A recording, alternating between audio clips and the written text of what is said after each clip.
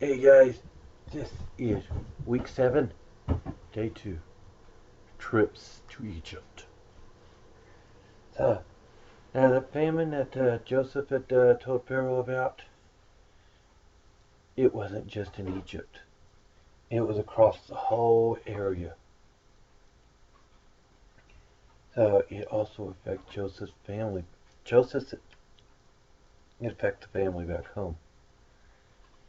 And the crops were dying, they're withering up, their supplies started running out, and they started getting hungry. Yeah, man, this is horrible. I don't know what we're going to do. And they're praying. It's like, God, we need you to bless us. And nothing. It just kept going and kept going. And this went on, I think, a couple of years. And then finally one of them says, hey, Dad, I hear that there's some food in Egypt. That Egypt's all prepared for this.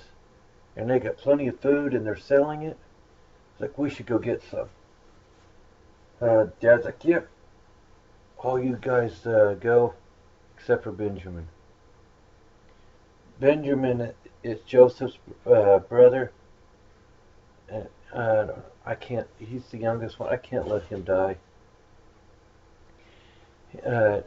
He's got to stay here, but the rest of you go get food.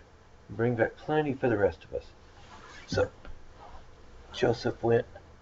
The brothers all go. They go before go to Egypt to go to buy their grain, and they all walk in. Now this has been 20 years since Joseph's been sold into slavery, and they don't recognize him. They certainly don't expect him to be in charge in Egypt. So they had no clue it was Joseph. But Joseph recognized his brothers right away. And he gets looking at them and he's like, hey guys, where do you guys come from? You're foreigners. And oh, we're from the land of Canaan. We're coming here to go buy grain. And he's like, oh no, you're spies. You want to see how good it is here in Egypt so you can take all of our stuff.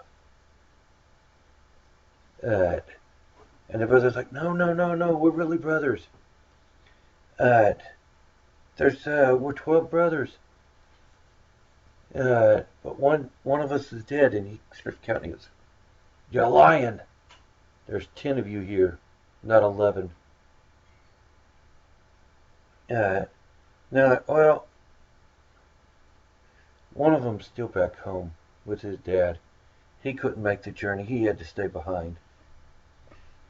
And Joseph, he's like, you know what? I'm going to prove them. And he throws them in prison. And they come out after 3 days. He lets them out of prison. And he's like, and now he speaks Hebrew, but they didn't. They didn't speak Egyptian. They didn't know. And they're all murmuring and talking amongst themselves like, yeah, oh, this is because of what we did to Joseph. This is all horrible. And Reuben's like, I told you we shouldn't have done this. It's like, and they're all realizing that when they did something bad, that it comes back to haunt them. That's the same with us. If we do something bad, it'll come back to haunt us eventually. Joseph finally goes, all right, what we're going to do is, one of you is going to stay behind. The other 9, you can go back home. And he goes, and here's some grain, because I'm not gonna let you guys starve. He's like, I fear God, I'm not gonna let you starve. So he sends him home. One of them, you gotta stay. I guess the grain goes him. There, and he sends him home. And Simon, he's like, you're gonna stay in prison till your brother's return. No. But then, I think he released him. Remember, he still released him. But they go and they all go back, and they're telling their dad the story. Well, eventually, guess what? The food ran out again. And they had no food And they start begging their dad, Dad, we need food, we need food. We gotta go buy some more.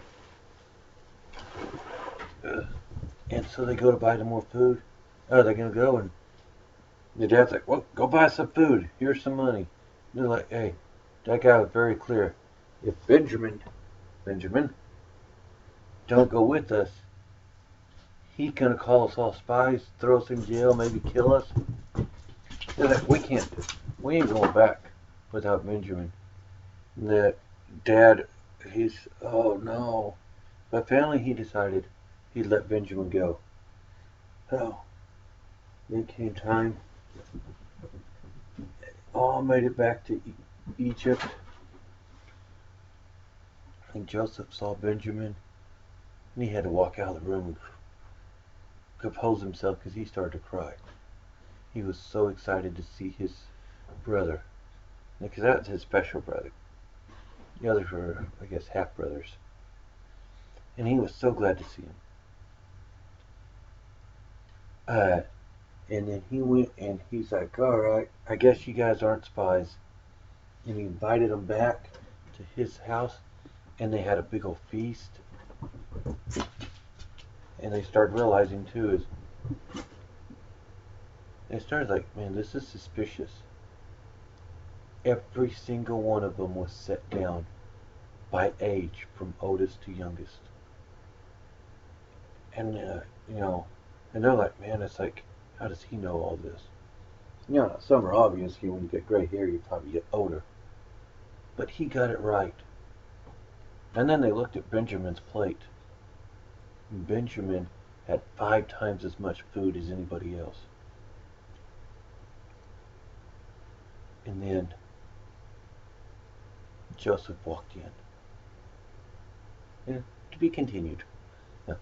We find out what happens tomorrow, after Joseph walks back into the chambers. But meantime, so we had to think about what Joseph's brothers, they kind of really realized that you reap what you sow.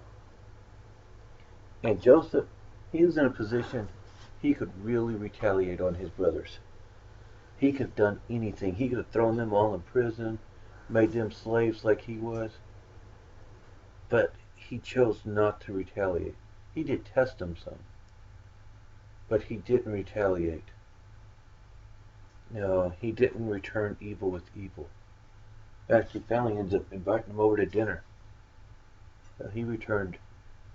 They did evil to him, and he did good to them. And that's what we should do. We should take care of people. We should return, give people back good. Not to get taken advantage of, but we should be giving them good stuff, and not worry about vengeance. The Bible also says, vengeance is mine. Let God take the revenge. That's not our spot. So wait till tomorrow and we find out what happens when Joseph walks in. You guys have a good day, and I'll see you tomorrow. Bye.